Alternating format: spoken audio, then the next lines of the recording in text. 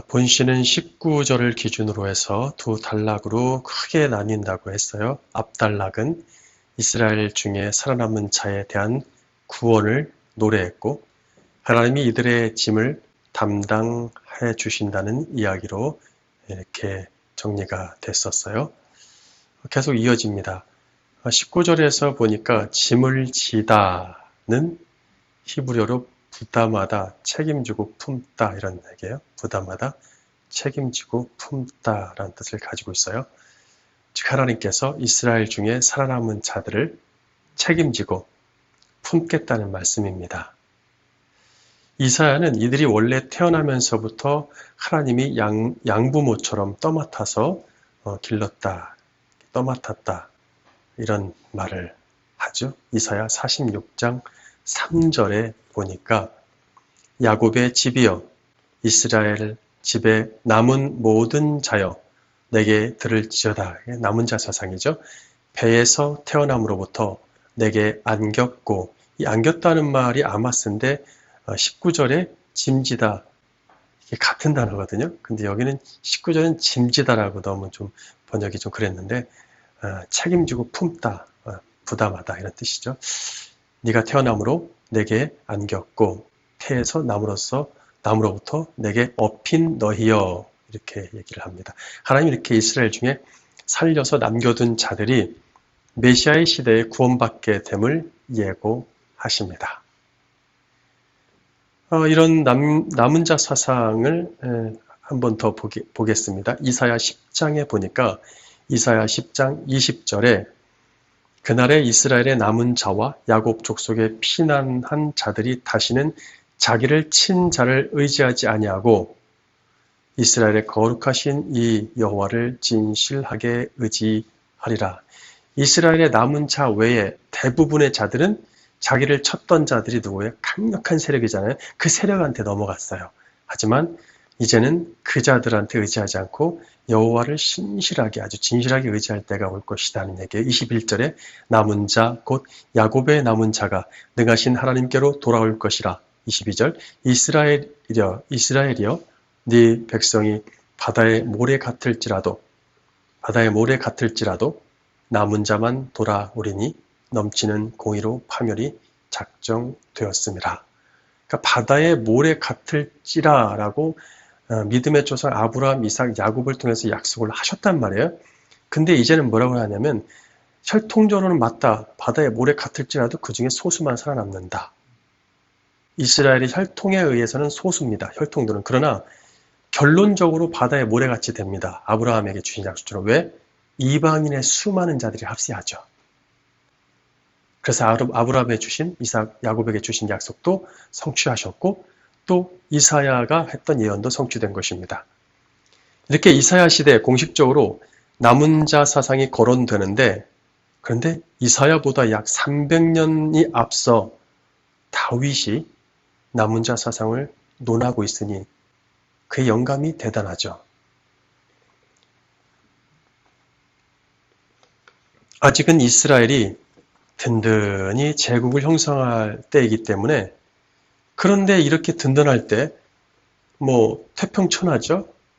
근데 멸망의 시대인 이사야 때나 나오는 그런 사상, 남은 자 사상을 벌써 다윗이 이야기하고 있습니다. 놀라운 일이죠. 20절, 21절에 그때가 되면 하나님이 남은 자들을 사망에서 벗어나게 해 주십니다. 메시아 시대에는 주님이 죄를 대신 짊어져 해결하시는 때인데 그럼에도 불구하고 여전히 죄를 짓고 다니는 자들이 있겠죠. 다수의 죄를 짓는 자들이 있단 말이죠.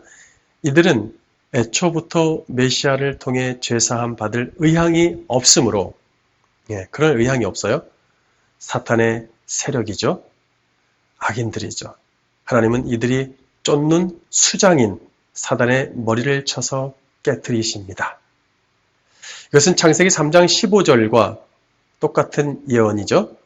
메시아의 죽음과 부활로 성취됩니다. 즉 메시아의 죽음으로 사탄이 메시아의 발을 상하게 했어요. 그러나 메시아의 부활로 메시아가 사탄의 머리를 상하게 하죠. 서로 주고받았어요. 22절에서 23절에 그 메시아의 십자가의 속죄 사건을 풍유법을 통해서 우회적으로 이야기를 하고 있습니다. 자, 그렇다 보니까 이거를 그대로 직역을 하거나 하게 되면 전체 성경 전체에는 메시지를 이해하지 못하면은 도무지 이게 무슨 말인지 몰라요. 22, 23절이. 그렇다 보니까 번역들이 매우 산만해집니다. 제가 성경들을 영어 성경까지 다 뒤져봤는데 번역들이 전부 달라요. 예, 전부 다르고 아주 기가 막힌 번역들이 많이 나옵니다. 그런데 이 메시지를 전체를 다 알고 있다면은 성경이 흐르는 핵심 메시지를 알고 있다면 사실은 이건 그대로 번역을 하면 되거든요. 직역해도 문제가 전혀 없거든요. 근데 메시지를 모르는 상태에서 직역하게 되면 매우 이상한 얘기가 나오거든요. 22절, 23절 두 구절은 23절 맨 앞에 접속사로 이어져 있습니다. 그래서 한 문장으로 봐야 합니다. 한 문장으로 읽는다는데 아주 중요한 키포인트도 있어요. 그 다음에 산이 나오죠. 산과 바다. 바산이 높은 산인데 지난 시간에 설명을 드렸어요. 그 다음에 바다 깊은 곳. 산과 바다는 묵시록에서 사탄이 다스리는 땅이죠. 사탄의 활발한 활동 장소를 의미합니다. 사탄은 그 산과 바다에서 자신을 따르는 무리와 함께 승승장구하면서 의인을 공격해요. 특히 바산은 기름지고 나무가 매우 잘 자라서 숲이 우거진 풀도 많고 짐승들, 가축들도 배부르고 살찌고 그러한 땅인데 가나안 북쪽이죠. 가나안 땅 북쪽의 높은 산들입니다. 당시에 잘 나가는 나라들이 이 산을 차지하죠. 물론 이스라엘 백성이 차지한 적도 있었어. 다윗 시대에.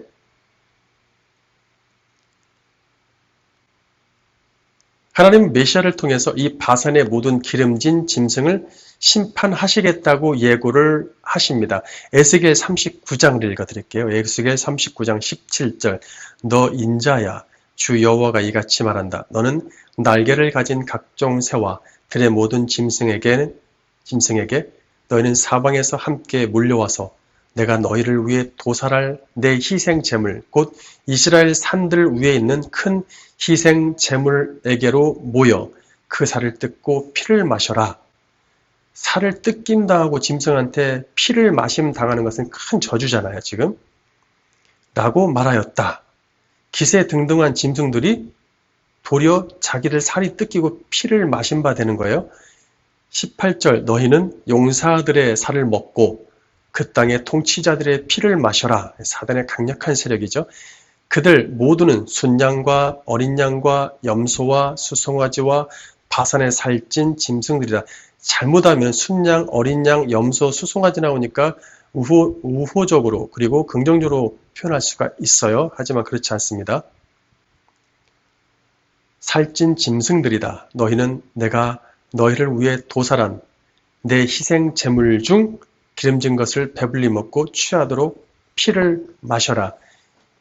매우 상징적인 의미인데 하나님께서는 우리의 죄를 위해서 구약시대 의인들의 죄를 위해서 짐승을 대신 피 흘리겠죠. 그 짐승들, 가축들의 이름이 쭉쭉 나열됩니다. 그런데 사단의 세력이 심판을 당할 때는 그 사단의 세력이 제물이 돼서 피가 바쳐지는 거예요. 하나님께. 그렇게 심판하시겠다는 거죠. 우회적으로. 22절에 이 사탄의 세력이 강력하게 작용하는 바산에서 당신의 살아남은 자들을 데리고 끌어내겠다는 얘기예요. 이게 어떻게 가능케 되는가? 이것은 구원을 의미하잖아요. 사탄의 나라에서 고통당하는 자들을 어떻게 끄집어내실 수 있는가? 왜 끄집어내시는가? 하나님 왜 바산과 바다에서 자기 백성을 이끌어 오시는지 이어서 23절에 설명하십니다. 왜냐하면 무슨 목적과 의도 때문이다라는 접속사가 이어집니다. 23절이 번역이 잘못되기 때문에 원어에 입각해서 제가 다시 번역해 드릴 테니까 옆에 한번 써보세요. 자리가 있는 분들은. 이것은 곧 너의 개들의 혀가 그 몫을 얻어 괴롭힘 당함으로써 그 피 흘림으로 너의 발을 상하게 하기 위함이다.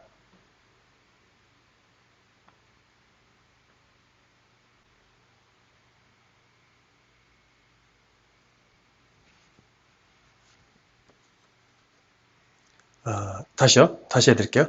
이것은 곧 네 개들의 혀가 그 몫을 얻음으로써 괴롭힘 당한다는 말 뺍시다. 이것은 곧 너의 개들의 혀가 그 몫을 얻음으로써 그 피 흘림으로 너의 발을 상하게 하기 위함이다. 좀 어렵죠? 그러나 자 보세요. 개들인 사단의 세력이죠. 개들이 사단의 세력도 주님 앞에서 그들은 개에 불과하죠. 그렇게 표현이 되죠. 개들인 사단의 세력도 자기들이 받을 몫이 분깃이 있다는 얘기예요. 그들도 분깃이 있는데 그것은 메시아를 피 흘리게 해서 상하게 만드는 것이죠. 그것이 그들이 받을 몫입니다. 악인의 계열에 있는 자들이 사단과 함께 이 메시아를 피 흘리게 함으로 자기들의 소위 그 목적을 달성하긴 했습니다. 하지만 이것으로 끝나지 않고 메시아가 부활하셨기 때문에 결국 메시아는 발만 상하는 정도에 그쳤다는 얘기죠.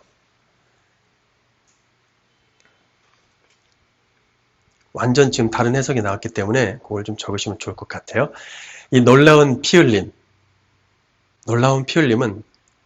피 흘린 것은 원수들의 몫입니다. 그걸로 받았어요. 하지만 그 받은 몫은 해봤자 메시아의 발을 상하게 하는 것이죠.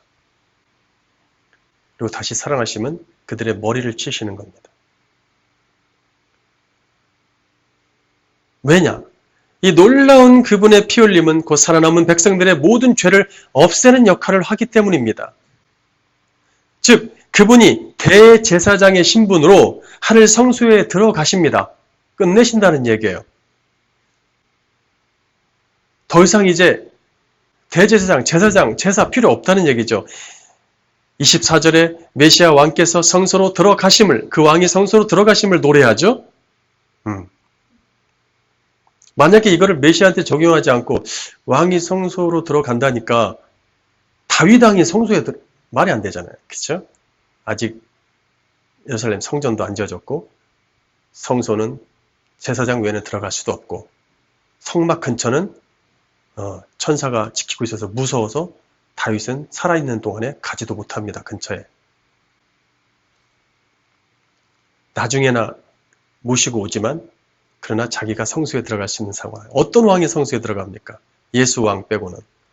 히브리서 9장 12절. 염소와 송아지의 피로 하지 아니하고 오직 자기의 피로 영원한 속죄를 이루사 단번에 성소에 들어가셨느니라. 시편의 예고를 성취하셨다고 히브리 기자가 이야기합니다. 그러니 25절에 어찌 춤추며 찬양하지 않겠습니까? 이 처녀들, 이슈아들은 누굽니까? 예, 하나님의 여자들, 메시아의 신부들이죠. 춤춥니다. 26절, 27절에 죄사함의 혜택을 받는 자들은 원래부터 그 근원이 택함받은 이스라엘이죠. 예, 택함받은 이스라엘입니다. 다 죽고 근근히 몇 명 살아남았지만 발에게 무릎 꿇지 않음으로써 살아남겨놨지만 그리고 그의 나라는 정말로 근본이 있냐 없냐, 피가 섞였냐 안 섞였냐, 도대체 이스라엘이냐 그 소수가 라고 무시를 당할지라도 근원이 하나님이 야곱의 이름을 가지고 이스라엘로 바꾸면서 택하셨던 그 이스라엘 맞습니다. 혈통적 이스라엘을 구원하는 것이 1차 목표이고 2차 목적은 이방인 전체를 구원하는 것이죠.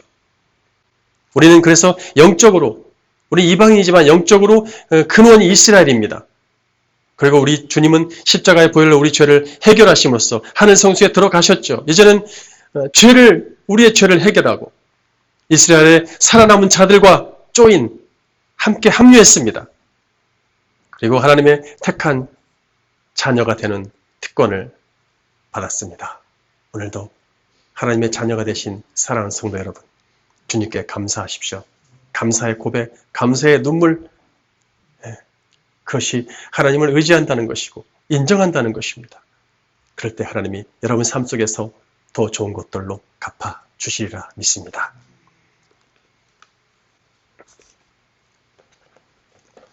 하나님 감사합니다.